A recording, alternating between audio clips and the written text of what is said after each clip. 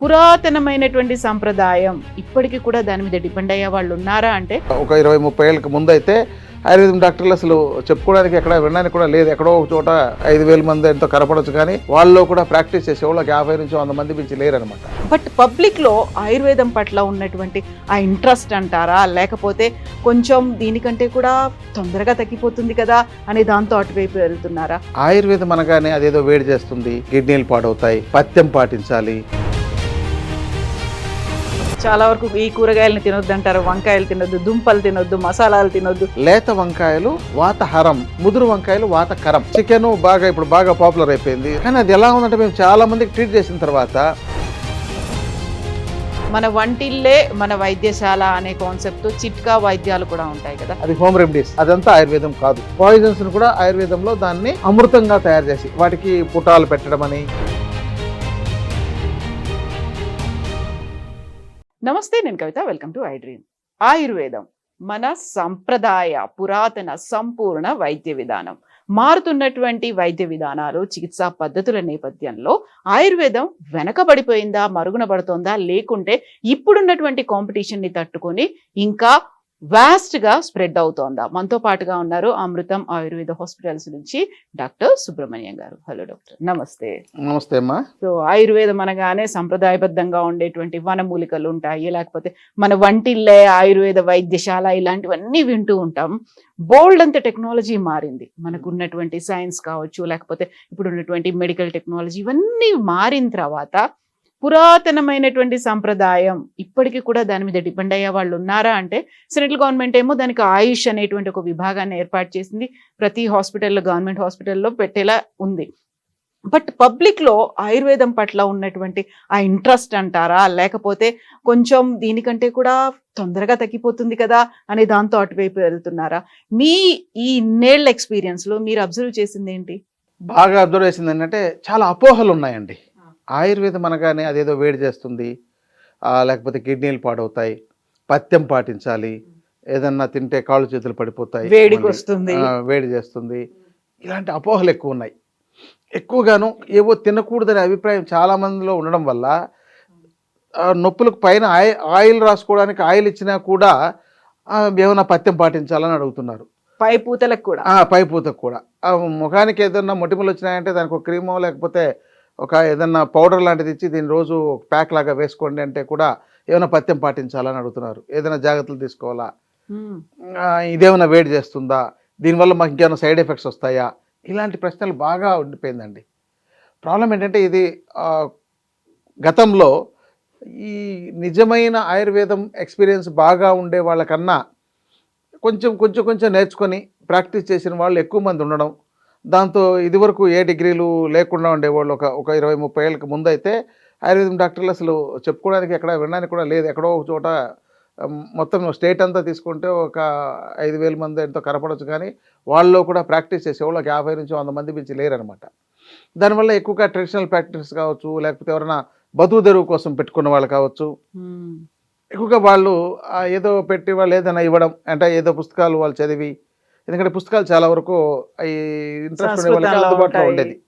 అంటే ఉన్నాయి చరిత్ర, ఇవన్నీ ఆయుర్వేద పుస్తకాలు, చిట్కా పుస్తకాలు కావచ్చు, రకరకాల వైద్యగుణ ప్రకాశ కానీ, వైద్యగుణ దీపిక అని రకరకాలుగా పేర్లతో చాలా బసవరాజీమని, భావప్రకాశం అని మార్కెట్లో అందుబాటులో ఉండేది. ఎవరికైనా ఇంట్రెస్ట్ ఉంటే వాళ్ళు వెళ్ళి వాటిని ఏదో తీసుకొచ్చి అలా ఇచ్చేసి, దాంతో ఏదైనా చిన్న తేడా వస్తే మీరు పథ్యం పాటించలేదనో లేకపోతే ఇంకోటనో వాళ్ళు ఏదో చెప్పడము, ఇలాంటి వాటి వల్ల ఏమైందంటే చాలామందిలో ఇది ఇప్పుడు మా దగ్గరకు వచ్చిన 100 పేషెంట్లో 99 పేషెంట్లు కూడా దీనికి ఏమైనా పథ్యం పాటించాలా, వేడి చేస్తాయా, ఏమైనా సైడ్ ఎఫెక్ట్లు ఉంటాయా అనే ప్రశ్న బాగా మిగిలిపోయిందండి. చాలా వరకు ఈ కూరగాయలను తినొద్దు అంటారు, వంకాయలు తినొద్దు, దుంపలు తినొద్దు, మసాలాలు తినొద్దు, బోల్డెన్ రెస్ట్రిక్షన్స్ అనేవి ఉంటాయి అనేది. ఎందుకంటే అన్నీ తినొచ్చండి, తినకూడదని లేదు, తినాల్సిన విధానం తెలియదు. ఇప్పుడు ఒక వంకాయ అన్నారు, లేత వంకాయలు వాతహరం, ముదురు వంకాయలు వాతకరం, ఓ చిన్న తేడా. వాతం అంటే ఏంటి, అది మన యొక్క దీన్ని ఎక్కువగా ప్రకోపింపజేసేటట్టు చేస్తుంది అనమాట, ఇలాంటివి ఏదైనా.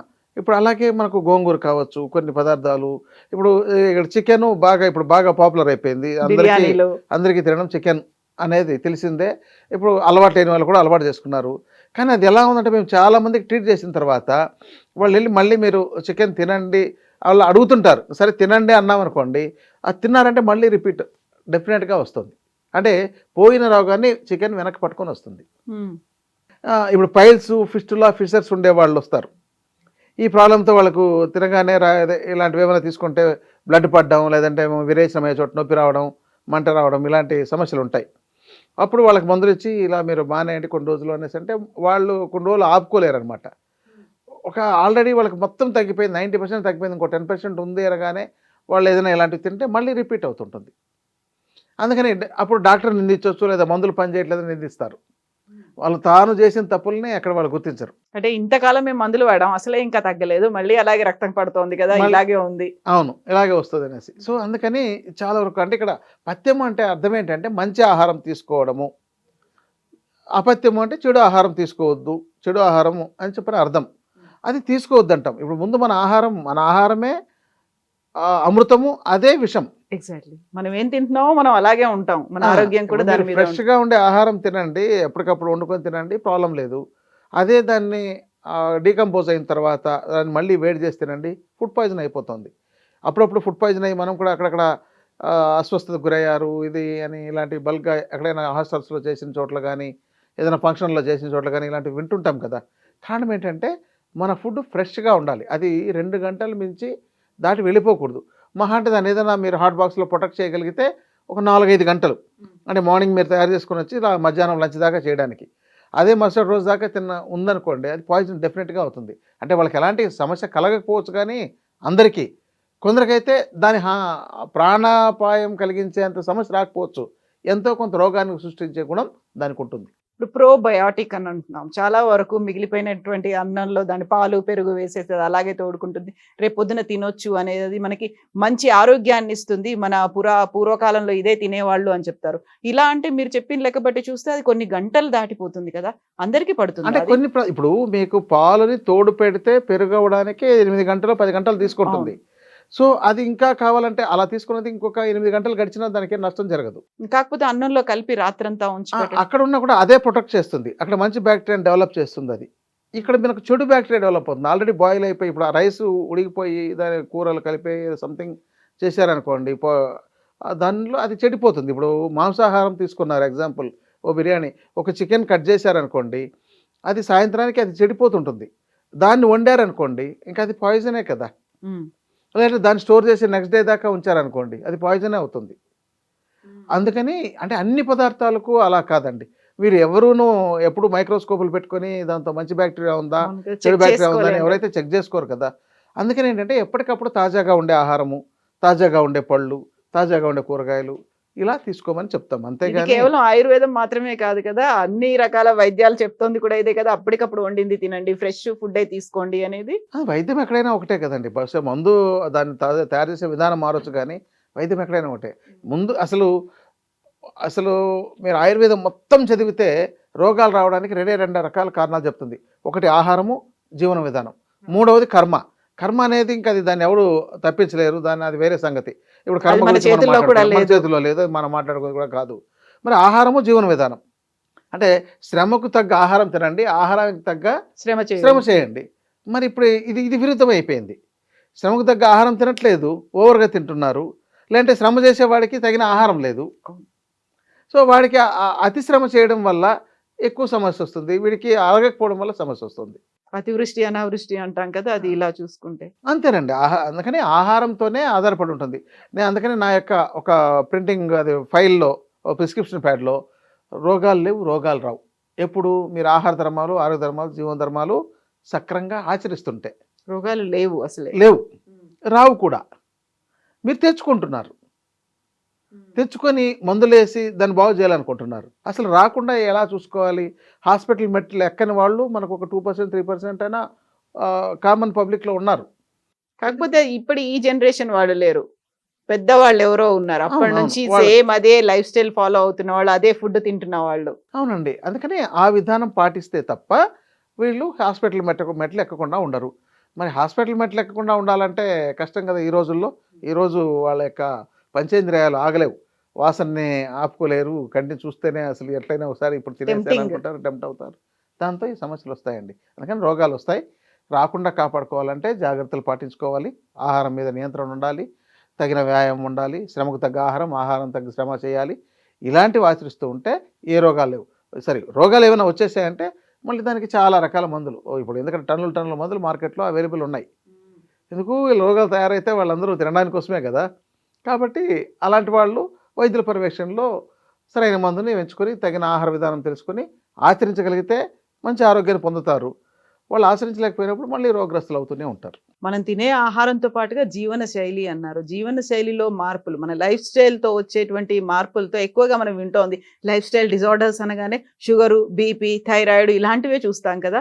బట్ దాంతో అన్ని ప్రాబ్లమ్స్ కూడా దానివల్లే వస్తున్నాయి. అవునండి. ఇప్పుడు మీరు ప్రకృతికి విరుద్ధంగా జీవిస్తే ఈ సమస్య వస్తుంది. ఇప్పుడు నైట్ డ్యూటీలు ఇప్పుడు సాఫ్ట్వేర్ అంటున్నారు. వీళ్ళందరూ నైట్ టైం చేసిన వాళ్ళందరూ 2 ఏళ్ళు 3 ఏళ్ళు చేసిన వాళ్ళు చూడండి 2-3 ఏళ్ళ తర్వాత వాళ్ళ యొక్క ఫిజికల్ షేపే మారిపోయి ఉంటుంది. లేడీస్ చేశారంటే వాళ్ళ యొక్క మెన్స్ట్రువల్ సైకిల్ మారిపోయి ఉంటుంది. పీసీఓడీలు, పీసీఓఎస్లు ఇలా రకరకాల ఫైబ్రాయిడ్స్, సిస్టులు అన్నీ తయారవడం, రెగ్యులర్ మెన్స్ట్రువల్ సైకిల్ లేకపోవడం, ఇవన్నీ వీళ్ళు ఒబేసిటీ వచ్చేసేయడం, వాళ్ళకు ఒక 30 ఏళ్ళకే అసలు షేప్ అవుట్ అయిపోయింటున్నారు. కారణం ఏంటంటే ప్రకృతికి విరుద్ధంగా విరేచనం ఎలా వెళ్ళాలో దాని మీద కూడా అవగాహన లేకుండా ఉండేవాళ్ళు ఉన్నారు. ఎలా అంటే రోజు మనం లేవగానే విరేచనానికి వెళ్ళాలని కాకుండా 3 సార్లు తిన్నా అది ఒకవేళ వస్తే వెళ్తున్నారు, రాలేదనంటే అలా గడిపేస్తున్నారు. వారం రోజుల పాటు విరేచనం కావట్లేదు అని వచ్చిన వాళ్ళు కూడా మా దగ్గరకు ఉన్నారు. దాని గురించి అసలు పట్టించుకోవట్లేదు. రోజు మనం ఎలా తింటున్నామో అది కూడా ఒక మన జీవన చర్యలో భాగంగా అది ఉండాలి ఆలోచించట్లేదా? అవును, ఆలోచించట్లేదు. చాలా వరకు ఎక్కడో కొంతమంది అంటే రెగ్యులర్గా ఉండి ఏదైనా సమస్య వచ్చి ఇబ్బంది పడ్డప్పుడు మాత్రమే డాక్టర్ దగ్గరికి వెళ్ళడమో లేదా ఏదో ఒకటి మందులు వేసుకోవడము, ఏదో టాబ్లెట్ తీసుకోవడం ఇలాంటివి చేస్తున్నారు. సో విరేచనానికి వాళ్ళు మందులు వాడేవాళ్ళు 30-40% ఉన్నారంటే ఒకసారి ఆలోచించండి. 30-40%. అంటే దానికి మాకు ఆయుర్వేదంలో చాలా రకాల పంచసకార చూర్ణమని, త్రిఫల చూర్ణమని, రకరకాలుగా స్వాదిష్ట విరేచన చూర్ణమని ఇలాంటివి ఉన్నాయి. అవి రెగ్యులర్గా అమ్ముడుపోతూనే ఉంటున్నాయి, తీసుకుంటూనే ఉంటున్నారు. అంటే ఇంకా ఇదే కాకుండా అలోపతిలో చాలా ఉన్నాయి, అన్ని వైద్య విధానంలోనూ ఉన్నాయి. మళ్ళీ ఇది కాకుండా కొంతమంది నీళ్లు తాగితే కానీ విరేచనం కానీ వాళ్ళు అందుకని విరేచనం అవ్వాలంటే పొద్దున్న లేచి నీళ్ళు తాగండి అని చెప్పి నీళ్లు తాగమంటారు కదా. అవునండి, ఏదైనా తాగొచ్చు. విరేచనం అది తాగితే కానీ విరేచనం కాని వాళ్ళు ఉన్నారు. ఇంకా కొంతమందికి సిగరెట్ వెలిగిస్తే కానీ అలాంటివి ఉండే వాళ్ళు ఉన్నారు. టీ తాగితే కానీ విరేచనంకి వెళ్ళలేని వాళ్ళు ఉన్నారు. కాఫీలు తాగితే వెళ్ళలేని వాళ్ళు ఉన్నారు. వీళ్ళందరూ మరి పరిస్థితి ఏంటి? వీళ్ళందరూ కాన్స్టిపేషన్తో సమస్యతో బాధపడుతుండే వాళ్ళే కదా. సో అది కాన్స్టిపేషన్ సమస్య అనేది తెలీదు, వచ్చినప్పుడు వెళ్తాము, బట్ ఇది డైలీ ఉండాలి అనేది మాత్రం అర్థం కాలేదు. అవును, అది అర్థం కాలేదు. ఇంకొంతమందికి ఇవే కొన్ని రోజులకు వేరే ప్రాబ్లంగా తయారై ఐబిఎస్ లాంటివి డెవలప్ అవుతాయి. అంటే తినగానే విరేచనకు పరిగెట్టడం, ఈ సమస్య కొంతమందికి ఉంటుంది. ఇక గ్యాస్ ట్రబుల్, అసలు మీరు అది ఒకసారి ఇప్పుడు గ్యాస్ట్రోఎంట్రాలజీ డిపార్ట్మెంట్ ఎలా ఉందో ఒకసారి ఆలోచించండి. ఆ డాక్టర్ల దగ్గర చాలా ఎందుకు బిజీగా ఉంటున్నారు? ఎప్పుడు రోజు ఉదయం లేవగానే ప్యాన్ ట్యాబ్లెట్లు వేసుకోవాలనుకునే వాళ్ళు ఎంతమంది ఉన్నారు? వేసుకుంటుండే వాళ్ళు ఎంతమంది ఉన్నారు? అసలు ఎవరైనా మా దగ్గరకు వచ్చిన ఒక 100 మంది పేషెంట్లో మీకు గ్యాస్ ట్రబుల్ ఉందా అని అడిగితే 90% ఉందని చెప్తారు. నాకు అప్పుడప్పుడు సరిగా అరగదు, కడుపు ఉబ్బరము, త్రేంపులు వస్తాయి, ఇలాంటి ఇబ్బందులు ఉందని. అంటే ఎందుకు అవుతుంది గ్యాస్ ట్రబుల్? అది మన ఆహారం వల్ల. అందుకని గ్యాస్ ట్రబుల్ అనే డిసీజే లేదు. గ్యాస్ ట్రబుల్ ఒక అబద్ధపు రోగం. అదేంటి? అంతే కదా, మన ఫుడ్ సరిగా లేక, మనం తినే విధానం సరిగా లేక, మనం వండుకునే విధానం సరిగా లేక వచ్చే సమస్య. అది డైరెక్ట్ గా కాకుండా ఇండైరెక్ట్ గా మన మీద అటాక్ అవును, అంతే కదా. సరిగా ఉడికిందా లేదో తెలియదు, సరిగా పిసుకుతున్నారా లేదో తెలియదు, సరిగా నములుతున్నారా లేదో తెలియదు, అలా మింగేస్తున్నారు. ఇంతకుముందు తిన్న ఆహారం జీర్ణం కాకుండానే మళ్ళీ ఆహారం తింటున్నారు. మళ్ళీ దాని మీద టీలు, కాఫీలు, ఇంకోటి ఇంకా మళ్ళీ నూనెలో దేవిన పదార్థాలు తింటున్నారు. నూనెలో దేవిన పదార్థాలు ఎప్పుడు తినాలో తెలియదు. నార్మల్ ఫుడ్తో పాటు నూనెలో దేవిన పదార్థాలు తినకూడదు, నార్మల్ ఫుడ్తో పాటు ఫ్రూట్స్ తినకూడదు, ఇంకా అన్ని మిక్స్డ్ ఫుడ్గా తింటున్నారు. అందువల్ల చాలామందికి గ్యాస్ ట్రబుల్ అవుతుంది, ఎప్పుడు కడుపుబ్బరం ఉంటుంది. నూనెలో దేవిన పదార్థాలు అంటే పాపడ్స్ దగ్గర నుంచి ఇవన్నీ కూడా అందులోనే వస్తాయి. అంతే కదా, బజ్జీలు కానీ అది ఇంకోటి బోండాలు అంటారు, లేకపోతే మైసూర్ బజ్జీలు అంటారు, ఇంకా మిర్చి బజ్జీలు, ఇవేవైనా కావచ్చు. ఇవన్నీ ఇప్పుడు మనకు మీరు ఏ ఫంక్షన్కైనా వెళ్ళండి, ఇలా నూనెలో దేవిన పదార్థాలు 1, 2, 3 ఉంటున్నాయి. మళ్ళీ ఇంకొకటి చెప్పాలంటే స్వీట్ ఉందనుకోండి, ఇప్పుడు పూర్ణం ఉందండి, పూర్ణం కూడా స్వీటే అనుకుంటాం, కాకుంటే అది కూడా నూనెలోంచి వచ్చిందే కదా. ఇప్పుడు మనకు పెళ్ళి ఫంక్షన్ అనగానే ఒక సమతుల ఆహారం మొత్తం ప్లేట్ ఫుల్ ఆఫ్ ఒక ఫీస్ట్ లాగా కనిపిస్తుంది. అందులో మీరు చెప్పినటువంటి ఇవన్నీ పదార్థాలు కనిపిస్తూ ఉంటాయి. అవును, ఉంటాయి. అందుకనే మీరు కాపాడుకోవాలంటే ఒక విధానం పాటించాలి. మీరు స్వీట్స్ని ఎలాంటివి ఏమైనా తీసుకోవాలంటే అది ప్రత్యేకమైన ఆహారంగా తీసుకోవాలి. అంటే అదొకటి స్నాక్స్ లాగానో అదొక్కటే తిని అది పూర్తిగా అరిగిన తర్వాత మీరు మామూలు ఫుడ్లోకి వెళ్ళాలి. ఈ కలగూరు గంపగా తిన్నారనుకుంటే తప్పకుండా వస్తాయండి. మనకి పురాణాల నుంచి కూడా మనకి ఇప్పుడు ఎక్కడైనా ఏదైనా జరిగింది అంటే మన ఇంట్లో ఫంక్షన్ అనగానే ఫస్ట్ మనకు స్వీట్ తోనే స్టార్ట్ చేస్తాం. స్వీట్ తో స్టార్ట్ చేసిన తర్వాత ఇందులోనే భక్ష్యం, భోజ్యం, లేహ్యం ఇలాంటివన్నీ అందులోనే ఉంటాయంటే అదే కదా. అన్నీ ఒకేసారి తినమని కాదు కదా, అవన్నీ విడివిడిగా తినండి. ఓకే. మీరు దాన్ని అన్ని మిక్స్డ్గా తినొద్దు. మనకి అక్కడ ఆకులో వేసేస్తారు, విస్తరాకులో పెడతారు, ఆ ప్లేట్ లో ఎందుకు ఉంటాయి. మీరు 4 రోజులు ఫంక్షన్కి వెళ్ళండి. 4 రోజులు ఒక ఉదయము బ్రేక్ఫాస్ట్, లంచ్, డిన్నర్ 4 రోజులు చాలు. అక్కడే ఓన్లీ ఫంక్షన్లో లేదంటే హోటల్ ఫుడ్తోనో తినండి. మీకు 5వ రోజు మీరు ఏదో ప్రాబ్లం చెప్తారా లేదా? వస్తుంది, ఆబ్వియస్ గా వస్తుంది. అంతే, మనం నూనె గురించి అనుకుంటాం అంతే. అంటే అదే ఏదైనా ఇక్కడ ఫుడ్ అది ప్రాపర్గా వండకపోవడం ఉండొచ్చు, లేకపోతే ఇలా మిక్స్డ్గా ఉండొచ్చు, ఏదైనా.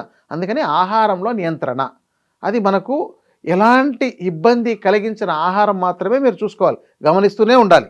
ఇలా తిన్నానంటే త్రేంపులు వచ్చాయి, పుల్లగా వచ్చింది, కడుపుబ్బరమైంది, ఇలాంటి ఇబ్బంది వచ్చింది అంటే మీరు ఎక్కడో ఆహారంలో తప్పు జరుగుతుంది.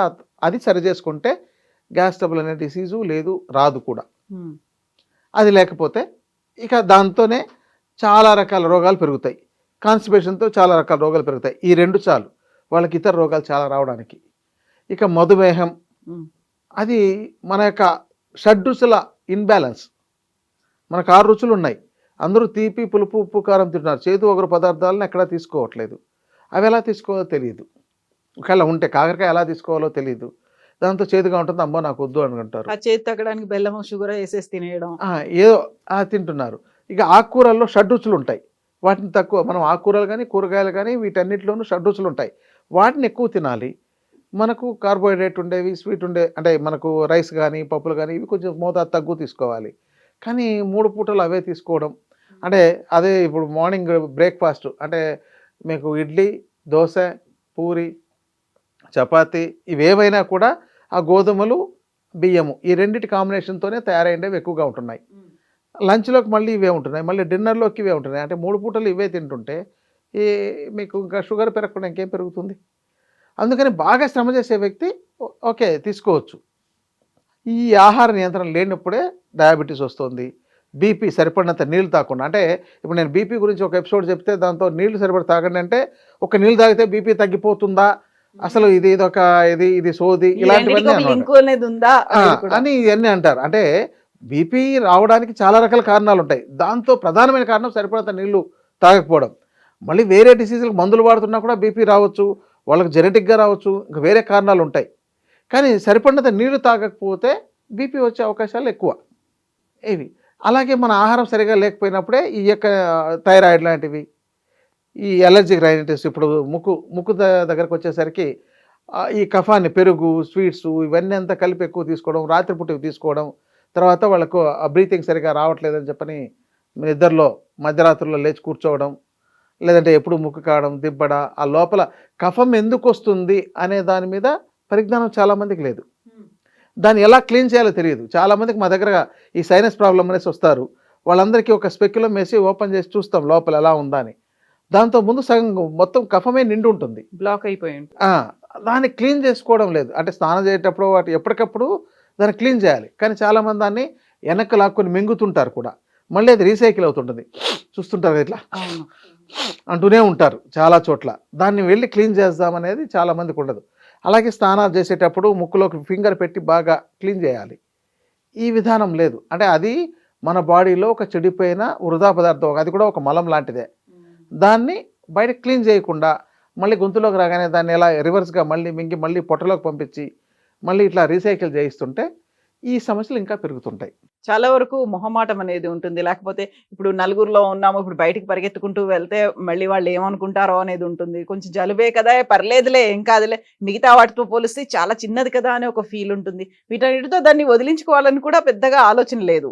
ఇప్పుడు చూడండి, ముందు జలుబే కదా అని మీరు నిర్లక్ష్యం చేస్తే జలుబు లాంగ్ టైం తగ్గకుండా 15 రోజులు 20 రోజులు ఉన్నదనుకోండి, అది అలర్జీగా మారిపోతుంది.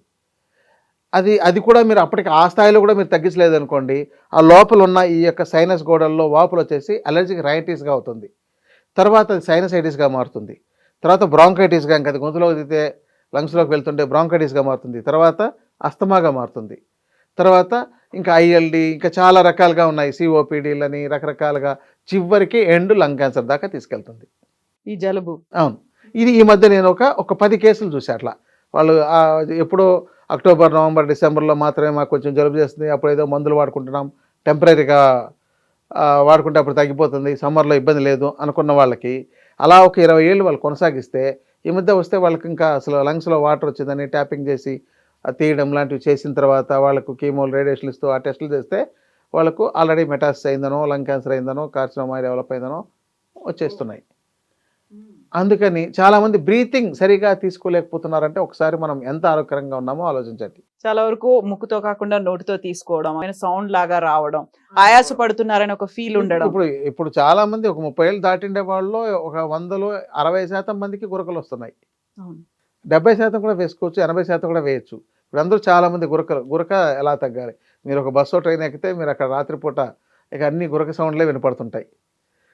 సో అందుకని ఇవన్నీ బ్రీతింగ్ తీసుకోవడానికి వాళ్ళకి సరిగా మార్గాలు లేక ఈ యొక్క క్యావిటీ అంతా ఫుల్ అయిపోయి అంటే టర్బినేట్ హైపర్ట్రోపీ అంటారు, వాటితో కానీ పాలిప్స్తో కానీ ఆ మ్యూకోజల్ థిక్నింగ్ అని ఇవన్నీ అంతా పెరిగిపోవడం, ఓవర్ వెయిట్ అయిపోవడం, దానివల్ల ఈ ద్వారాలన్నీ ఆ యొక్క స్పేస్ అంతా తగ్గిపోవడం, దీంతో ఈ సైనసైటిస్ కానీ అలర్జైటిస్ కానీ ఇంకా బ్రాంకైటిస్ కానీ అస్తమా ఇలాంటివి వస్తున్నాయి. ఇప్పుడు సైనస్ తో ఇప్పుడు వెయిట్ కూడా పెరుగుతూ ఉంటారు. అంటే బరువు పెరిగిండే వాళ్ళకు సైనస్ ఉండే అవకాశాలు ఉంటున్నాయి. ఒకవేళ వాళ్ళకు ఈ ప్రాబ్లం ఎక్కువగా ఉండి దానికి మందులు వాడుతూ ఉన్నట్లయితే బరువు పెరిగే అవకాశాలు ఉంటాయి. చిన్నపిల్లల్లో తక్కువ ఉండొచ్చు కానీ పెద్దవాళ్ళలో ఓవర్ వెయిట్ ఉంటున్న వాళ్ళు చాలామంది ఉన్నారు. సో సైనస్ కి ఉన్నటువంటి చికిత్సలు ఏంటండి? యూజువల్ గా ఏదో పైప్ లాంటిది ఏదో పంపిస్తారు, క్లియర్ చేస్తూ ఉంటారు, ఇట్లాంటివి ఉంటాయి కదా, మీరు చేసేటువంటి చికిత్స ఏంటి? అంటే ఆయుర్వేదంలో చాలా రకాల చికిత్సలు చెప్పారండి. దాంతో ప్రధానంగా మందులు, రెండవది నశ్యకర్మ అని ఒక విధానం ఉంది. నశ్యకర్మ అంటే ముక్కులోకి ఏదో డ్రాప్స్ కానీ లేకపోతే ఒక తైలాలు రకరకాలుగా ఉన్నాయి, వాటితో చేయడం, వాటితో ముక్కును క్లీన్ చేయడం. ఇది తగ్గకపోతే ధూప చికిత్స అని ధూపం వేసుకోవడం. కొంతమందికి ఆ స్మెల్ ఏదైనా వస్తేనే వాళ్ళకి తుమ్ములు వచ్చేస్తుంటాయి. మా తాతయ్య చిన్నప్పుడు నస్యం వాడేవాళ్ళు. అలా పెట్టుకుని ఆయన తుమ్మాలి, రోజుకు 2-3 సార్లు అయినా తుమ్మాలి అనే ఒక ఫీల్ ఉండేది. అవును, అది ఇది వరకు రసం పౌడర్ వచ్చేస్తే ఆ పౌడర్తో తుమ్మి వాళ్ళకి అవన్నీ మొత్తం ఆ ఫ్లమ్ అంతా వచ్చేసి క్లియర్ అయిపోతుంది. అవును, ఇది తాత్కాలికమే. చివరికి ఏది కాలేకపోతే ఇప్పుడు సెప్టమ్ డివియేషన్ ఇంకో ప్రాబ్లం ఉంటుంది. అంటే ఇక బోన్ ఈ మధ్యలో ఉండే సెప్టము వంగిపోయి ఉంటుంది, దానివల్ల కూడా అక్కడ అబ్స్ట్రక్ట్ చేస్తుంటుంది, వాళ్ళకు బ్రీతింగ్ సరిగా రాక. దాన్ని అయితే మోడ్రన్లో సర్జరీ చేసుకోమని చెప్పాల్సి వస్తుంది. ఎందుకంటే అది ఈఎన్టీ సర్జన్స్ ఆ యొక్క ప్రాబ్లమ్ని వాళ్ళకి ఎనస్థీషియా ఇచ్చి చేయాల్సిన అవసరం ఉంటుంది. ఎందుకంటే అది కట్ చేసి రిమూవ్ చేస్తారు, సెప్టోప్లాస్టీ చేస్తారు, దాంతో రకరకాల అడ్వాన్స్డ్ ట్రీట్మెంట్స్ కూడా వచ్చున్నాయి. ఎంత చేసినా కూడా ఈ పాలిప్స్ ఉంటే కానీ ఈ లోపల ఈ సైనస్లో పేరుకుంటే వీళ్ళకు తలనొప్పి, ఈ భాగాలు నల్లబడిపో ఉండడం, ఎప్పుడు ముక్కు కారుతుండడం, ముక్కు దిబ్బడ, బ్రీతింగ్ సరిగా తీసుకోలేకపోవడం, ఈ సమస్యలు ఉండి ఇలాంటి వాళ్ళకు మందులు ఇచ్చి చూస్తాం. ఈ మందులు ఇచ్చినా కూడా తగ్గకపోతే చివరికి ఉన్నది క్షారకర్మ అని ఒక చికిత్స అండి. ఇది హెర్బల్స్తో తయారు చేసేదే, అది ఆయుర్వేద మూలికలతోనే ఆ యొక్క అది ఎక్స్ట్రాక్ట్స్ అనమాట. దాన్ని ఫైనల్ ఎక్స్ట్రాక్ట్ చేసిన తర్వాత ఆ యొక్క ఎక్స్ట్రాక్ట్స్తో ఎక్కడైతే గ్రోత్ ఉందో దాని మీద జస్ట్ ఒక అప్లై చేస్తే కొంతసేపు బర్నింగ్ ఉంటుంది. దానికి వాళ్ళ యొక్క కండిషన్ బట్టి 5 to 10 minutes దాకా చేయాల్సిన అవసరం ఉంటుంది. కొంతమందికి 10 నిమిషాలే పట్టవచ్చు. అయిన తర్వాత దాన్ని మొత్తం మళ్ళీ క్లీన్ చేసేస్తాం. ఏదైతే ఈ అన్వాంటెడ్గా గ్రోత్ అయిపోయిందో అవన్నీ కూడా మొత్తం డిజాల్వ్ అయ్యి బయటకు వచ్చేస్తుందండి. ఓకే, అది జస్ట్ లైక్ ఫ్లష్ లాగా, అంటే ఆ మాంసం అనవసరంగా పెరిగిండే మాంసం అంతా కూడా బయటకు వచ్చేస్తే అది మొత్తం క్లియర్ అయిపోతే చాలా బాగా క్లియర్ అయిపోతుందండి. ఇది గత కొన్నేళ్ళుగా చేస్తున్నాం ఎవరైనా ఇబ్బంది పడుతుండే వాళ్ళకి. ఈ మధ్య 2-3 ఏళ్ళలో కొంచెం ఎక్కువ మందికి చేసాం. దాంతో కొంతమంది కొన్ని చిన్న కాంప్లికేషన్స్ వచ్చేవి. అదే ఒకటే సమ్మర్లో చేస్తుంటే వాళ్ళకి ఇంకా హీట్ వల్ల కొంచెం తొందరగా అది సరిగా రాకపోవడం, లేకపోతే డ్రై అయిపోయి అది పీసెస్ బయటికి రాక అక్కడే ఉండిపోయి వాళ్ళకి నొప్పి రావడం, కొంతమందికి సెప్టమ్ మీద ఎఫెక్ట్ పడడం, ఇలాంటివి ఉండేది. ఇక తర్వాత దీంతో ఎక్కడెక్కడ అంటే దాన్ని డెవలప్ చేసుకుంటూ వస్తున్నాం. ఏ సమస్య వల్ల వీళ్ళకు దేనివల్ల ఇలా అవుతుంది అని తెలిసి తర్వాత ఇప్పుడు చేస్తే ఇప్పుడు అలాంటి సమస్య ఏమి లేకుండా ఒక 95% సక్సెస్ అవుతుందండి. కొంతమందికి సీరియస్గా ఉండేవాళ్ళు, చాలా సీరియస్గా ఉంటుంది వాళ్ళకి. అలాంటి పరిస్థితుల్లో సరిగా రాలేనప్పుడు కొంత ఆధునిక వైద్యులు అంటే ఈఎన్టీ స్పెషలిస్ట్ దగ్గర కొంచెం అది క్లీన్ చేసుకోవడం, లేకపోతే వాళ్ళ యొక్క మేనేజ్మెంట్లో కొన్ని రకాల క్లీనింగ్ చేసుకునే విధానం చేయించుకుంటే 100% సక్సెస్ అవుతుందండి. ఇప్పుడు మనకి ఆయుర్వేదం అనగానే మనకి వనమూలికలో లేకుంటే మనకి సంప్రదాయబద్ధంగా ఉన్నటువంటి ఆ ప్రోడక్ట్స్ ని వాడుకోవడం అనేది ఉంటుంది కదా. బట్ మన వంటిల్లే మన వైద్యశాల అనే కాన్సెప్ట్ చిట్కా వైద్యాలు కూడా ఉంటాయి కదా. సో చిట్కా వైద్యాలు ఎక్కువ మన కరోనా కాలంలో చూసాము. ఆ తర్వాత కూడా ఆ చిట్కా వైద్యం దానికి ఆయుర్వేదానికి ఉన్నటువంటి డిఫరెన్స్ ఏంటి? ఎక్కువగా ఏమనుకుంటారు మన వాళ్ళు చాలా వరకు ఉన్నది ఏంటంటే ఈ చిట్కా వైద్యమే ఆయుర్వేదము. అదే అన్నిట్లలోనూ ఉంటుంది. మన ఇంట్లో కూడా అదే ఉంది అనేది. 2 ఒకటే అంటారా? కాదండి. చిట్కా వైద్యము మీరు ఇంట్లో వాడుకునే గృహ వైద్యం, అది హోమ్ రెమెడీస్ అంతే తప్ప అదంతా ఆయుర్వేదం కాదు. కానీ ఆయుర్వేదంలో వాడేవన్నీ కూడా అలాంటి మూలికలే. హ్మ్. తర్వాత ఇంకా ఇంకా దానికంటే అడ్వాన్స్ ఏంటంటే మినరల్ కాంపౌండ్స్ ఉంటాయి. అంటే బంగారం దగ్గర నుంచి వెండి దగ్గర నుంచి వజ్రాల దగ్గర నుంచి అన్నిటినీ ఆయుర్వేదంలో మా ఔషధాలుగా వాడతారు. చివరికి పాయిజన్స్ను కూడా ఆయుర్వేదంలో దాన్ని అమృతంగా తయారు చేసి వాటికి పుటాలు పెట్టడం అని, రకరకాల కూపీపక్వ రసాయనాలని, ఇలాంటివన్నీ ప్రాసెసింగ్ విధానం ఉందండి. ఇప్పుడు మనకు ఈ 100-150 ఏళ్ళలో మాత్రమే ఈ ఆధునిక వైద్యం ఈరోజు వచ్చింది. అంతకుముందు మరి పబ్లిక్ బతకాలంటే ఏ మార్గాలు ఉన్నాయి? ఈ యొక్క ఆయుర్వేద విధానమే. దాంట్లో అంటే వాడని ద్రవ్యం అంటూ లేదు, వాడని మొక్క అంటూ లేదు. మీరు శోధించగలిగితే ప్రతి మొక్క ఔషధంగా పనిచేయగలిగేదే. మనం వంటింట్లో అండి మహా అంటే మీరు వాడేది 70-80 రకాల నుంచి మీరు వాడడం లేదు. అదే మీకు ఆయుర్వేదంలో ఈరోజు 2-3 వేల రకాల ద్రవ్యాలని వాడుతున్నారు, మూలికల్ని. అంటే ఇప్పుడు మనం మిరియాలు ఇక్కడ తక్కువ మోతాదులో వేసుకుంటాం, అట్లాగే కొన్ని తీక్షణ గుణం ఉండే వాటిని తక్కువ మోతాదులో వాటి ఎక్స్ట్రాక్ట్స్ కావచ్చు, లేకపోతే వాటికి డిఫరెంట్ ప్రాసెసింగ్ విధానం కావచ్చు, దాంతో కషాయాలు, గుటికలు, ఆ ట్యాబ్లెట్స్ రకరకాల, ఇప్పుడు మరీ ఇంకా అడ్వాన్స్గా జస్ట్ చూవబుల్ ట్యాబ్లెట్స్ లాగా వచ్చేస్తున్నాయి ఆయుర్వేదంలో కూడా. అందుకని ఈరోజు ఆయుర్వేదం కొంత ఒక 10% పెరిగింది అన కరోనా తర్వాత పెరిగింది అనొచ్చు. అంతే తప్ప ఇంకా చాలామందికి చాలా అనుమానాలు చాలా ఉంటున్నాయి. ఇంకా అసలు చెప్పాలంటే కొంతమంది ఆయుర్వేదం అంటే నమ్మని వాళ్ళు పూర్తిగా ఏమో బాగుంటుంది కానీ ఎక్కడ ఎలా వాళ్ళో తెలియదు మాకు, అందుకని నమ్మకుండా మనకు ఏదైతే అందుబాటులో ఉందో దానికే వెళ్దాం అనుకుంటుండే వాళ్ళు ఉన్నారు. కానీ ఎంతైనా ఆయుర్వేదము ఒక పబ్లిక్ ఒక కన్ఫ్యూజన్ చేస్తుంది. ఏంటంటే ఇంట్లో వాడుకునేది మీరు ఇందాక చెప్పినట్లు ఇదే ఆయుర్వేదం అనుకోవడం. చాలామంది వాళ్ళ ఇంట్లో చేసుకుని మాకు ఆయుర్వేదం తెలుసండి, మేము రోజు వాము వాడతామంటారు. కషాయాలు వాడుతున్నారు. వాము వాడేది తెలిసినా, మిరియాలు వాడేది తెలిసినా, జీలకర్ర వాడేది తెలిసినా కూడా ఆయుర్వేదం అనేస్తున్నారు. కానీ ఆయుర్వేదంలో ఒక కొన్ని లక్షల రకాల మూలికల్ని మనకు 84 లక్షల రకాల మొక్కలు ఉండొచ్చేమో, మరి మనం అంత చూడలేం. కానీ అట్లీస్ట్ ఒక 8,000 రకాల మొక్కలను అయితే ఈరోజు మెడికల్లో డిఫరెంట్గా వాడుతున్నారు. వాటి ఎక్స్ట్రాక్ట్ చేయడం, వాటి మీద రీసెర్చ్ చేయడం, దాంతో చాలా రకాల మందులు రావడం ప్రపంచవ్యాప్తంగా నేను చెప్తున్నది. మన ఇండియాలోనే ఒక 2-3 వేల రకాలకు పైగా వాడుతున్నారు. వీటిలో ఒక సింగిల్ డ్రగ్గా పనిచేసేవి కూడా ఉన్నాయి. ఇప్పుడు జ్వరం వస్తే ఒక తిప్పతీగ పనిచేస్తుంది. ఇప్పుడు తిప్పతీగ ఈరోజు ఇంట్లో తీసుకొచ్చి వాడేది హోమ్ రెమెడీ అనేస్తే కాదు, అది ఎక్కడ వంటల్లో మనం ఎక్కడ వాడుకునేది కాదు. కానీ మనం దాన్ని ఎక్స్ట్రాక్ట్ చేసి వాడుకోగలిగితే మనకు ఫీవర్స్లో వాటిలో చాలా బాగా పనిచేస్తుంది. అతిమధురం అని ఉంది, అది తీయగా ఉంటుంది, అది కూడా యాంటీబయాటిక్గా పనిచేస్తుంది. ఇప్పుడు మన పసుపు కూడా యాంటీబయాటిక్గా పనిచేస్తుంది.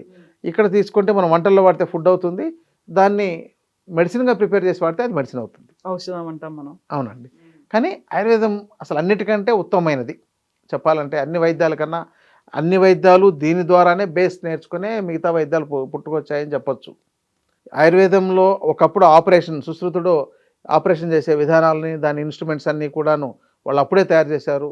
మనకు ఒక 200 సంవత్సరాల క్రితం తయారైన పుస్తకాల్లో కూడా, లేకపోతే తాళపత్రాల్లో కానీ వాటిలో కానీ వాటి బొమ్మలు ఇవన్నీ వేసిండేవి కూడా ఉన్నాయి.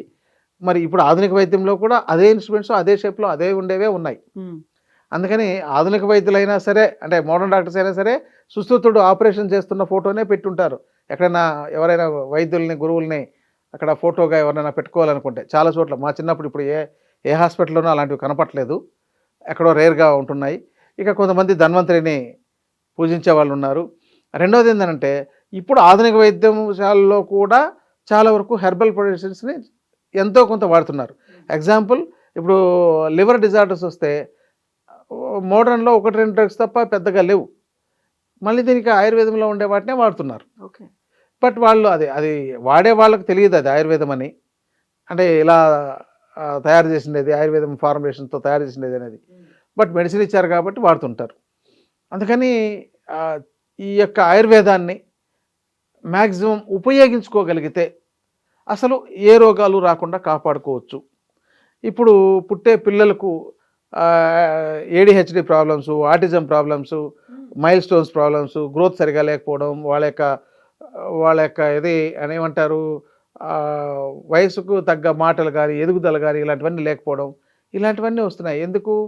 ముందు తల్లిదండ్రులే హెల్తీగా లేదు, వాళ్ళు ఇంకా ప్రెగ్నెన్సీ వస్తే వాళ్ళకి పుట్టే పిల్లలు కూడా ఇలాంటి డిజార్డర్స్ ఉంటున్నాయి. ఇలాంటి వాళ్ళందరూ ఆయుర్వేదాన్ని వాడుకోగలిగితే, ఎందుకంటే ఆయుర్వేదంలో గర్భిణీ పరిచర్య అని ఉంది. అంటే దీంట్లో వాళ్ళు పిల్లలు ఎంత హెల్తీగా పెరగాలంటే ఏమేమి ఆర్గాన్స్, ఇప్పుడు మాసానుమాస చికిత్స ఒకటి, దాంతో 9 నెలల పాటు 9 నెలల పాటు ప్రతి నెల మందులు మారుతూ ఉంటాయి. వాటిని కనుక ఇచ్చినట్లయితే వాళ్ళు అసలు చాలా హెల్తీగా పుడతారు పిల్లలు. నార్మల్ డెలివరీస్ కూడా అయ్యే ఛాన్సెస్ ఉన్నాయి. తప్పని పరిస్థితుల్లో మోడర్న్నే వాడుకోవచ్చు. కానీ దాని మీదనే చేసేవాళ్ళు అసలు ఏ సర్జరీకి వెళ్లకుండానే డెలివరీ చేయించిన సందర్భాలు ఉన్నాయి. కొంతమంది అలా చేసిన వాళ్ళు ఉన్నారు. అయితే ఇప్పుడు దీనికన్నిటికీ ప్రచారం చాలా కావాలి. ఆ ప్రచారం లేకనే వాటిని ఎవరు వాడుకోవట్లేదు. ఇప్పుడు మీరు అన్నట్టుగా ఆటిజం, ఏడిహెచ్డి వీటికి కూడా ఆయుర్వేదంతో చికిత్స ఉంటుంది. చికిత్స ఉంటుంది. ముందు నేను అనేది ఏంటంటే, వచ్చిన తర్వాత వాళ్ళకి జీవితకాలం మందులు వేసుకోవడం దానికన్నా ఈ యొక్క ప్రెగ్నెన్సీ వచ్చినప్పుడే ఒక 9 నెలలు తగిన మెడిసిన్స్ని ఆయుర్వేద వైద్యుల పర్యవేక్షణలో తీసుకున్నట్లయితే, ఈ మాసానుమాస చికిత్సలు కానీ గర్భిణీ పరిచర్య చికిత్సలు కానీ చేయించుకున్నట్లయితే మంచి ఆరోగ్యకరమైన పిల్లలు పుట్టే అవకాశాలు ఉన్నాయి. నేను ఒక 10 ఏళ్లలో 15-20 మందికి మాత్రం ఈ యొక్క చికిత్సా విధానాన్ని అందించాను. వాళ్ళకి పుట్టిన పిల్లలు చాలా హెల్తీగా ఉన్నారు. వాళ్ళ స్కూల్కి వెళ్ళినా మిగతా పిల్లల కన్నా వీళ్ళు డిఫరెంట్గా, వీళ్ళ యొక్క గ్రాస్పింగ్ కానీ, వీళ్ళ యొక్క మాట తీరు కానీ, వీళ్ళు నేర్చుకోవడం కానీ, చదవడం కానీ అన్నీ చాలా బాగుంటున్నాయి. అదన్నీ మరి ఏంటి, వాళ్ళ యొక్క అంటే మనకు ఎలాంటిదంటే బీజంలోనే మనం మంచి న్యూట్రిషన్ అందించినప్పుడు ఆ చెట్టు ఎలా ఎదుగుతుందో, నర్చరింగ్ అంటాం మనం దాన్ని. అంతే ఇక్కడ కూడా వీళ్ళ ఎదుగుదల బాగుంటుంది. వచ్చిన తర్వాత వాళ్ళకు ఇప్పుడు కొంతమంది ఈ ఆటిజం పిల్లల్ని కానీ, ఏడిహెచ్డి ఉండే పిల్లలు కానీ తీసుకొస్తే వాళ్ళు ఎంత తల్లిదండ్రులు ఎంత అవస్థపడుతున్నారు, వాళ్ళ యొక్క లక్ష్యం కూడా మారిపోయి ఉంటుంది. వాళ్ళు ఏదో అనుకుంటారు, తర్వాత వాళ్ళ యొక్క జీవితం అంతా వీళ్ళని బాగు చేయడానికో, వీళ్ళని కాపాడడానికో, వీళ్ళకి తగిన మందులు ట్రీట్మెంట్లు ఇవ్వడానికో సరిపోతుంది వాళ్ళ జీవితం అంతా. నేను చాలామందిని అలాంటి వాళ్ళని చూసి ఇక వాళ్ళ యొక్క ఉద్యోగాలు మానేసుకొని, లేకపోతే అసలు మొత్తం వాళ్ళకు అనుకున్నది, వాళ్ళు అంతకుముందు అనుకున్నది వేరు, చివరికి వీళ్ళు పుట్టిన తర్వాత వాళ్ళ యొక్క జీవన విధానం వేరైపోతుంది. మరి అలాంటి పరిస్థితి రాకుండా కాపాడవచ్చు కదా, ముందే జాగ్రత్త పడవచ్చు కదా.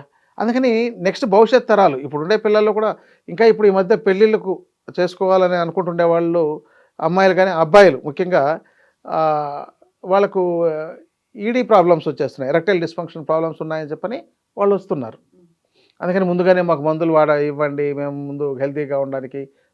అంటే 25 ఏళ్ళలో మంచి ఆరోగ్యకరంగా ఉండాల్సిన ఒక కుర్రాడు ఇలాంటి మానసిక పరిస్థితి ఉంటుంది అని అంటే వాళ్ళు ఎంత ఆరోగ్యకరంగా ఉన్నారో ఒకసారి ఆలోచించండి.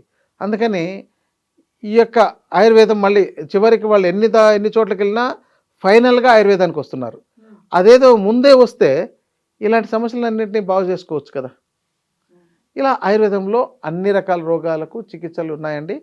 ఎవరైతే నిపుణులు ఉన్నారో వాళ్ళని సంప్రదించి తెలుసుకోవచ్చు.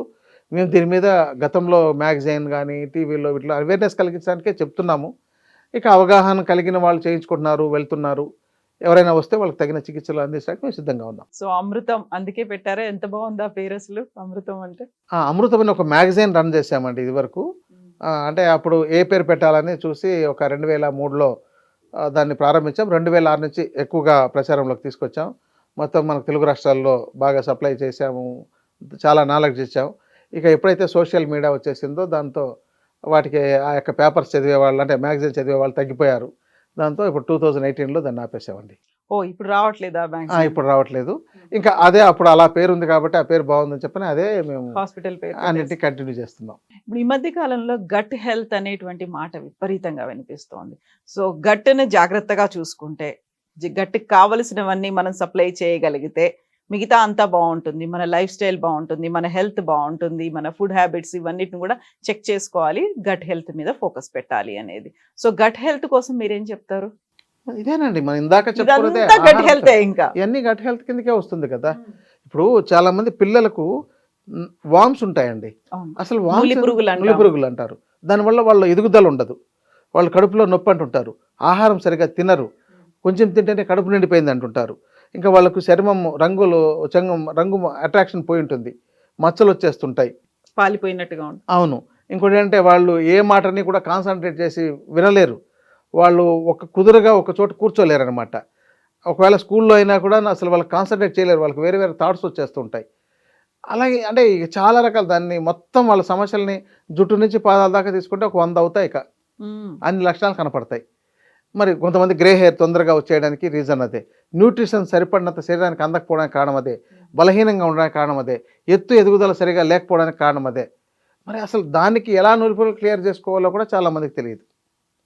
ఇక పిల్లలకే గట్ హెల్త్ ఎలా కాపాడాలో తెలియట్లేదు, ఇంకా పెద్దవాళ్ళగా ఏం కాపాడుకుంటారు? అందుకని ఈ గట్ హెల్త్ మీద అవగాహన పెంచుకోవాలి. అదేంటంటే మీ యొక్క స్టమక్ ఎప్పుడు నీట్గా, అంటే మీరు తిన్నది సరైన తినాలి, అది శుభ్రంగా క్లియర్ అవ్వాలి. అప్పుడైతే మీకు ఆటోమేటిక్గా మీకు ఏ గట్ హెల్త్ సమస్యలే రావు.